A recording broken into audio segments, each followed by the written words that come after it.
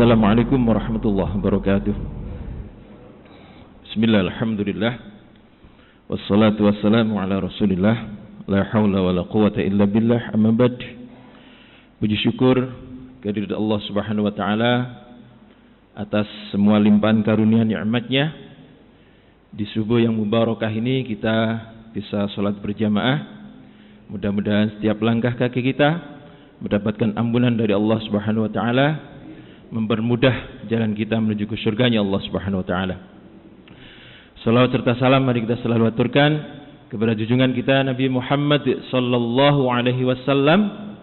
Semoga kita nanti adalah salah satu di antara orang-orang yang diberi kehormatan, disambut beliau, kemudian diberi minum dari telaga Kautsar, mendapatkan naungan dalam panjinya, mendapatkan syafaat, sekaligus masuk surga bersama beliau. Amin ya rabbal alamin. Para jamaah rahimakumullah, di hari-hari yang masih suasana Idul Fitri ini, sekalian saya pribadi mohon maaf yang sebesar-besarnya apabila ada kekurangan atau kesalahan dari kami dalam menyampaikan hal-hal, yaitu terutama kisah-kisah Nabi kita bersama para sahabatnya. Sekaligus juga kami memaafkan pada para jamaah semua barangkali ada suatu hal yang tidak berkenan. Para jamaah rahimakumullah, minta maaf niku wajib napa mboten Pak kira-kira? Wajib nggih. Wajib, apalagi kita punya salah. Kalau memaafkan Pak, wajib napa mboten? Wajib juga. Kita ragu-ragu. Wajib napa mboten? Wajib juga gitu kan. Jadi memaafkan itu juga harus sebuah keharusan. Sebab sebenarnya memaafkan itu adalah kebutuhan kita sendiri. Loh kok bisa? Baik, mari kita lihat. Orang yang tidak memaafkan itu biasanya ada rasa mangkel, gondok, benci, dan lain-lain. Nah itu kan tidak enak Pak. Rasa-rasa itu tidak enak.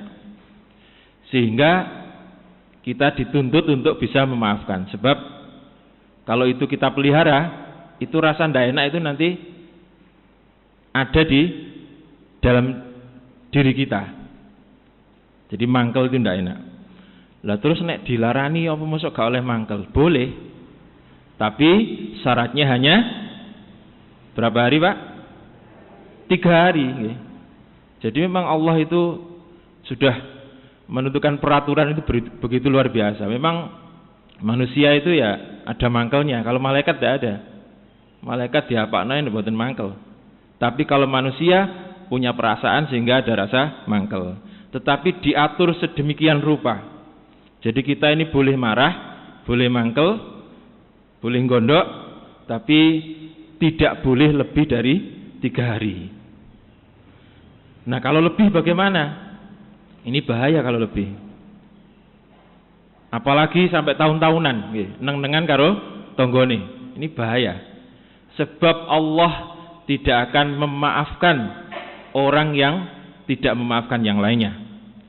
Jenengan mari dilarani tiang, terus ternyata sampai 4 hari belum selesai, meninggal. Bahaya nih. Sebab Allah tidak memaafkan orang yang belum memaafkan.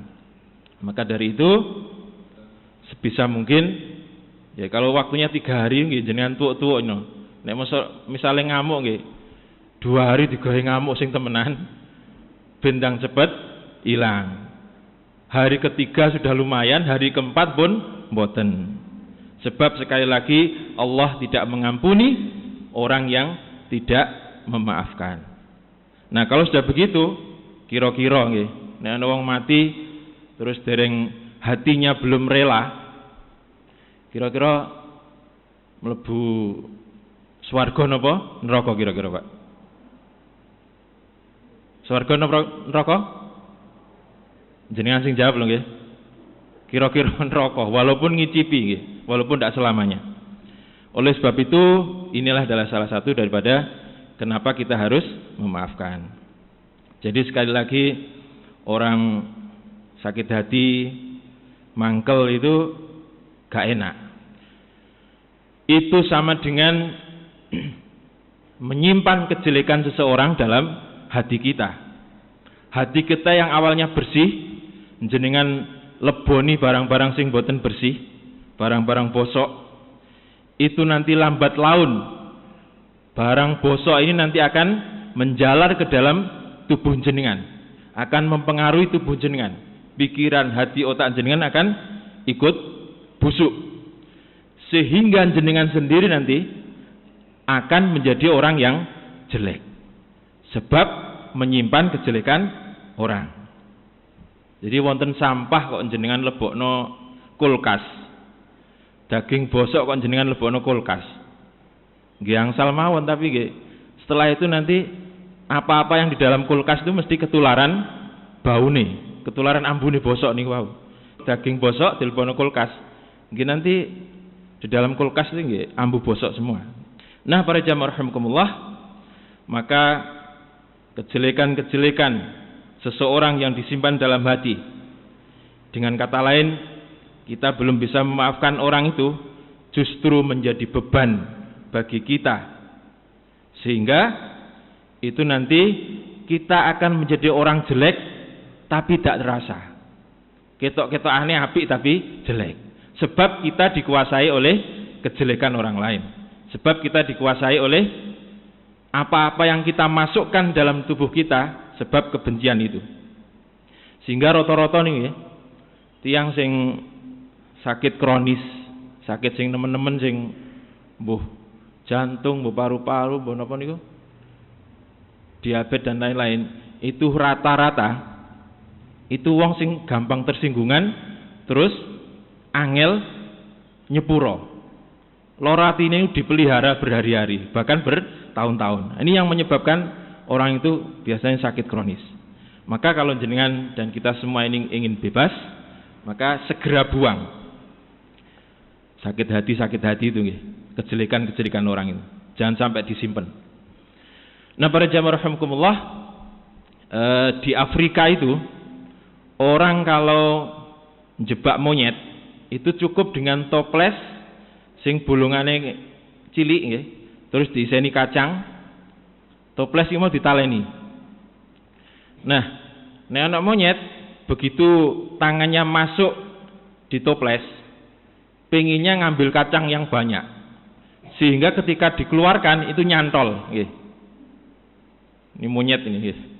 Waktu mau dikeluarkan tangannya nyantol sebab banyak kacangnya. Nah, itu sampai yang menjebak itu datang, ini tidak bisa keluar sebab nyantol, dan dia tidak mau untuk melepaskan kacang-kacang tadi. Sebenarnya gampang ya, untuk keluar dari jebakan itu, ya tinggal dilepaskan saja. Tetapi monyet tidak mampu melepaskan itu, sebab dia ingin mendapatkan kacang yang banyak. Kalau misalnya kacangnya itu cuma 3 gitu, mungkin tidak sampai nyantol. Tapi genggamannya ini penuh dengan kacang, sehingga sampai berdarah-darah tangannya itu untuk mengeluarkan tangannya itu. Tapi dia tidak mampu melepaskan kacang tadi, padahal gampang. Nah, itulah kira-kira gambaran daripada seseorang yang tidak bisa memaafkan, padahal gampang sebenarnya. Wis dimaafkan gitu saja. Tetapi banyak orang yang tidak mampu untuk itu. Seperti halnya monyet tadi, gampang diculno mawon, tapi monyet tidak mampu untuk itu. Nah, para jamaah rahimakumullah, kadang-kadang orang itu mau berbuat baik, itu kadang-kadang tidak jadi sebab ingat kejelekan orang. Ada saudara yang sudah lama nggak ketemu, kemudian ada rasa rindu, kepengen ketemu, terus ngomong-ngomong sama temannya, aku kangen karo dulurku siji iki, kepengen dolen. Terus lama kok nggak dolen-dolen, barang ditakoki jarene, sampean kok gak sida dolen?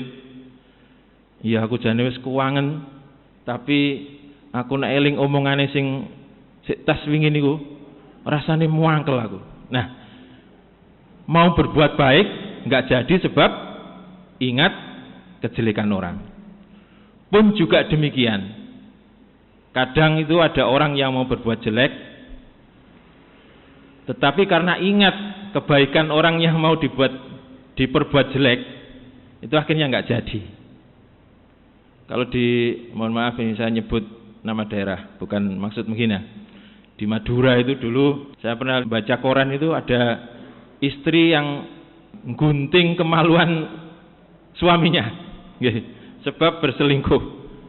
Nah, misalnya nih, suatu saat mau melakukan hal itu, kok eling apike bojone, kating gunting mboten sida, Pak. Sebab eling iki sing ngekeki mangan aku, mosok tak gunting, mosok tega dan seterusnya. Padahal awalnya sakit hati, akhirnya nggak jadi. Tetapi kalau ingat kejelekannya langsung digunting mawon. Wonten teng kejadian di Madura. Nah, pertanyaan para bapak dan ibu sekalian, bales niku angsal napa mboten sakniki? Jenengan dieleki wong terus bales, angsal? Ndak boleh ya? Boleh. Ono sing oleh, ono sing ndak boleh. Ternyata Islam membolehkan balas, Pak. Boleh, nggih. Bukan seperti ajaran di non-Islam ada yang kalau kamu ditampar pipi kiri maka berikan pipi kanan. Nggih, remek, Pak, nggih. Remek, sapa sing gelem saiki? Ayo.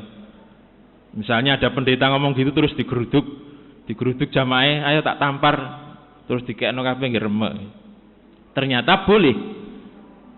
Tetapi ada pilihan lain yang lebih dicintai oleh Allah. Boleh nggih, tapi ada syaratnya, Pak. Misalnya nggih, jenengan dikaplok tiang. Angsal balas ngaplok itu. Tetapi tekanannya harus pas, harus sama dengan kaplokan orang tadi. Nggih. Nek mboten pas, keluwin misalnya tekanannya lebih, dosa, Pak, nggih. Lah niki sing angel. Mosok biasane wong nek dilarangi terus rada ngamuk, akhirnya balesnya lebih berat. Nah, itu yang tidak boleh. Makanya ada pilihan yang lebih baik, yaitu memaafkan dan membalas dengan kebaikan. Inilah yang dicintai, yang disenangi oleh Allah. Jadi boleh balas itu. Tapi tidak boleh melebihi yang pertama. Kalau lebih jenengan dosa. Termasuk orang yang dolim. Apalagi 2 kali, jangan dikaplok 1 kali, balasnya 2 kali. Kita tambah nemen nih dosane.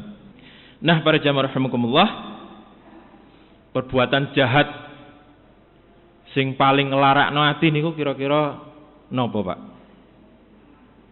Jenengan sekolah sukani pilihan.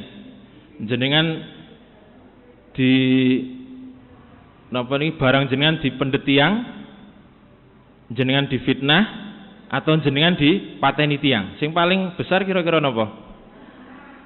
Difitnah. Jenengan lebih pilih dibunuh daripada difitnah nggih. Nggih pun, monggo terserah. Hati-hati lho nggih, mangke. Baik, para jamaah rahimakumullah. Suatu hari Nabi kemudian senyum-senyum. Nah, karena ndak ada apa, moro-moro senyum-senyum. Nggih sahabat nggih penasaran, ya Rasulullah, ada apa? Jenengan kok senyum-senyum? Maka kemudian Nabi menjawab, barusan malaikat Jibril datang menceritakan tentang sesuatu, terus ceritanya ini lucu. Wonten tiang Muslim perang kali tiang kafir. Barang perang sing Muslim mati napa niki? Syahid nggih, mati syahid, Pak nggih. Barang mati syahid, tiyang niki ruhe niki disambut para malaikat, disambut para nabi, dimuliakan. Karena dimuliakan, orang ini merasa senang nggih. Dimuliakan gara-gara mati syahid.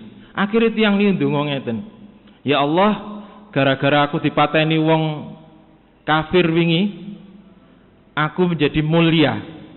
Sebagai ucapan terima kasih ya Allah, pertemukan saya dengan orang yang telah membunuh saya. Saya ingin mengucapkan terima kasih ya Allah. Gara-gara dipateni, nggih. Akhire dongane tiyang niku dikabulkan Allah. Tiyang sing wau mateni tiyang muslim wau mlebu Islam. Barang mlebu Islam, melok perang-perang mati pisan. Mati napa? Syahid malih nggih. Barang padha syahide akhirnya dipertemukan. Barang dipertemukan sing mati pertama mau ngomong ngeten. Mas, matur suwun banget. Gara-gara aku sampean pateni wingi, aku syahid. Disambut para malaikat, disambut para nabi, dimuliakan Allah. Kira-kira ngoten yang pertama. Kemudian yang kedua pun demikian. Aku yo matur suwun banget karo sampean Mas, gara-gara jarene malaikat dongane sampean, proposale sampean, aku dadi muslim terus mati syahid pisan. Akhire wong loro niki wau rangkul-rangkulan nggih. Seweneng nggih. Nggih mboten wonten geding lara ati mboten. Nah, para jamaah rahimakumullah, dari kisah tadi bahwa memberikan gambaran kepada kita bahwa perbuatan jelek orang lain yang ditujukan kepada kita ini ketokane nggih, ketokane mboten nyenengno ketokane. Kita benci kepada orang yang berbuat jelek kepada kita. Itu kelihatannya, tetapi asline nggih, kalau kita paham nyenengno nggih. Seperti orang tadi, dipateni kok tambah seweneng, terus ndongakno sing mateni. Apalagi hanya sandal jenengan di pendet tiang dan lain-lain. Jadi para jamaah rahimakumullah, jenengan bayangkan bahwa orang-orang yang ngelarakno jenengan ini adalah orang yang menarik jenengan ke dalam surganya Allah. Sehingga nanti timbul ucapan terima kasih. Tapi kuwi nek paham nggih. Tapi ngeten iki perlu latihan, Pak nggih. Latihan bertahun-tahun. Bahkan seumur hidup kita mungkin untuk latihan hal-hal yang demikian. Ndak sampai ndak apa-apa. Yang jelas kita latihan terus. Misalnya sampai mati kok belum bisa begitu ya ndak ada masalah.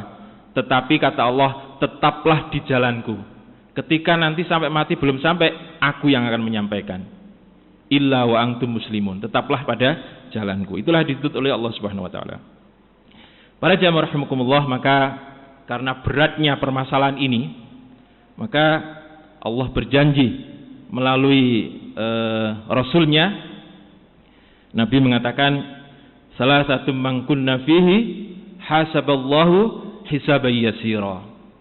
Barang siapa yang bisa melakukan 3 hal itu, maka dia akan dihisab dengan hisaban yasira, hisab yang gampang.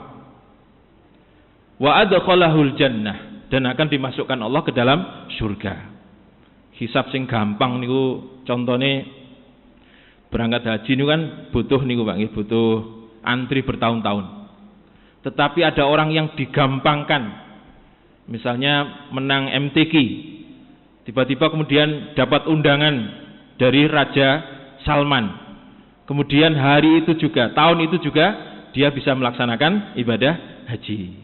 Itulah salah satu contoh hisabai yasiro, perhitungan yang sangat mudah. Liyane antri Pak bertahun-tahun. Nah, jenengan nanti kalau misalnya bisa melakukan 3 hal ini, juga nanti akan mendapatkan hisabai yasiro. Mungkin yang lain masih antri ditanya macam-macam, jenengan langsung wis kono ndang mlebu swarga. Apa 3 hal itu? Saya tidak bahas 3-nya, tapi 1 saja, yaitu wa ta'fu amman dzalamaka. Orang yang mampu memaafkan ketika ada orang yang menzalimi dia. Ini salah satunya. Menzalimi itu menyakiti, berbuat jelek, memfitnah, bahkan membunuh dan seterusnya. Kalau kita bisa memaafkan, maka jaminannya Allah hisaban yasira wa adkhalahul jannah. Hisab gampang dan dimasukkan. Kata-katanya dimasukkan nih. Bukan jenengan mlebet kiambak. Nek mlebet kiambak kan sik golek indi dalane. Tapi lek dilebokno jenengan meneng tok terus karek mlebu ngono ya, karek gluduk langsung masuk surga. Nah, para jamaah rahimakumullah, bagaimana kemudian tahapan-tahapan kita dalam memaafkan orang lain yang berbuat salah kepada kita? Ada 3 tahapan yang kita nanti bisa mulai dari awal terus mundak titik, mundak lagi lebih bagus lagi. Yaitu wa ta'fu wa tasfahu wastaghfaru. Kata Allah. Jadi yang pertama adalah memaafkan. Ini masih di dalam ucapan. Jadi wonten tiyang niku ditakoki, aku njaluk sepuro nggih Mas. Nggih. Tapi durung ngadep, sik melengos. Nggih. Sik dereng purun ketemu. Dereng purun salaman. Itu tahapan pertama. Nggih, memang orang manusia memang begitu nggih. Ndak bisa langsung, Pak nggih. Itu yang pertama. Nabi pun pernah begitu, Pak nggih. Jadi ada seorang budak yang bernama Wasi itu, ketika perang Uhud kan yang membunuh Hamzah itu Wasi itu. Nah, ketika terjadi Fathu Mekah, Wasi ini didatangi oleh sahabatnya yaitu Bilal bin Rabah untuk menghadap Rasulullah. Tidak berani dia sebenarnya, sebab telah membunuh pamannya yaitu Hamzah. Tetapi kemudian Bilal ini meyakinkan Wasi bahwa Rasulullah akan memaafkan. Tetapi ketika sampai di hadapan Nabi, setelah menyatakan Islam, Nabi mengatakan, wahai Wasi, kamu sementara jangan ngetok saya dulu ya, sebab hati ini masih ada rasa gak enak gitu. Nek ndelok kamu rada ngamuk, sebab telah membunuh pamannya, dek dadanya disobek, terus diambil hatinya oleh orang yang bernama Hidun. Itu mangkele rada lumayan, sehingga kemudian Nabi mengatakan, kamu kalau hadir di majelisku jangan di depan dulu ya, di belakang sana dulu. Itu Nabi, apalagi kita gitu. Maka yang kedua adalah tahapan yang kedua itu watasfahu, wis gelem nyepuro, wis gelem ketemu, wis nek dijak ngomong wis ngadep. Jadi mboten melengos punan. Wis rada lumayan nggih. Gelem napa niki? Musafahah. Jadi musafahah itu artinya yang kita artikan salaman itu maksudnya adalah itu. Musafahah, salaman. Wis gelem salaman. Ini sudah lumayan. Nah, yang terakhir adalah wastaghfaru. Yang terakhir, kita sebisa mungkin menghapus dan tidak mengingat-ingat lagi kesalahan orang lain. Inilah yang kalau kita minta ampun kepada Allah itu begitu. Jadi ono wong ngrasani Allah ping 100. Waya udan ngrasani udan terus banjir. Panas yang ngoten, panas bleduk tok dan seterusnya. Sumuk ngerasani Allah maneh. Dan seterusnya sampai ping bolak-balik ngoten. Terus kok njaluk sepuro nggih. Langsung dihapus oleh Allah. Wastaghfaru, langsung dihapus, gak dieling-eling. Sebab Allah itu bukan seperti kita. Sudah tidak pendendam. Yang diingatannya itu adalah yang baiknya tadi. Itulah Allah. Maka para jamaah rahimakumullah, kalau bisa kita ini seperti sifatnya Allah tadi, yaitu bisa menghapus dan melupakan apa-apa yang dibuat oleh orang lain, yaitu kejelekan terhadap kita. Sehingga kalau kita bisa begitu, hidup kita ini akan lebih enjoy, lebih enteng, karena tidak membawa beban kejelekan orang tadi. Lebih enteng, lebih sehat, gak gampang sakit. Kira-kira begitu. Maka mudah-mudahan Allah memberikan kemampuan kita untuk menjadi orang yang memaafkan dan menjadi orang yang paling tinggi memaafkannya, yaitu menghapus kejelekan orang lain sekaligus mampu mengingat-ingat kebaikan orang lain kepada kita semuanya. Amin ya rabbal alamin. Demikian pembukaan pengajian Sirah Nabawiyah pada pagi hari ini. Mudah-mudahan manfaat. Mohon maaf jika ada kekurangan maupun kelebihan. Wassalamualaikum warahmatullahi wabarakatuh.